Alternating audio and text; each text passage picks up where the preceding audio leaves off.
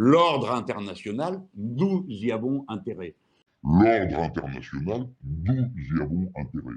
L'ordre international, nous y avons intérêt. Nous avons intérêt à ce qu'il y ait un ordre international. Nous avons intérêt à ce qu'il y ait un ordre international. Et pas le blabla que j'entends souvent sur le monde multipolaire, parce que ça, merci, on a déjà donné une fois, et ça a donné 2 guerres mondiales. Parce que quand vous avez un monde multipolaire, eh ben, les multipôles se font la guerre pour savoir qui c'est qui a le dernier mot. Donc nous avons intérêt à un monde ordonné. Et un monde ordonné, c'est un monde où la loi l'emporte sur toute autre considération, et la loi internationale.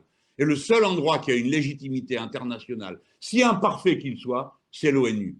Et ça tombe bien, parce que la France est membre du Conseil de sécurité, membre permanent.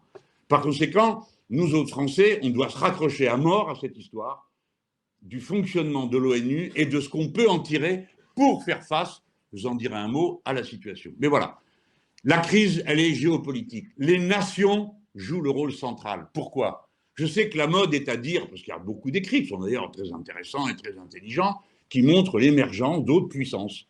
Alors bon, les puissances financières, la puissance des transnationales, j'ai bien dit les transnationales, pas les multinationales, mais les transnationales, etc. Tout ça est vrai, tout ça est vrai. Mais à la fin, ce sont les nations qui fixent le cadre, par les lois, par les décrets, par les règlements. Et alors, à ce moment-là, le système productif, quelle que soit la puissance, est obligé de tenir compte de l'ordre de la loi. C'est la raison pour laquelle les capitalistes dans le monde entier ont essayé de faire en sorte que la loi ne joue plus aucun rôle.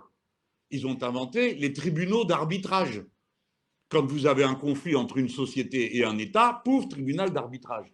Mais l'arbitrage, ce n'est pas la loi, c'est un rapport de force. Et évidemment que partout, si on accepte les tribunaux d'arbitrage, ben on peut dire au revoir aux assemblées, au vote, à la démocratie, et tout ça, à quoi ça sert ?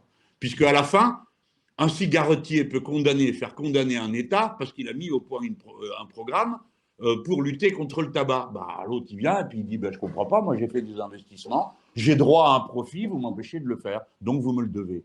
Et c'est exactement ça qu'ils ont fait dans plusieurs pays, je ne fais pas toute la liste, c'est facturer, vous le savez comme moi, facturer aux États les profits qu'ils n'ont pas pu faire. Ça veut dire qu'il n'y a plus de loi.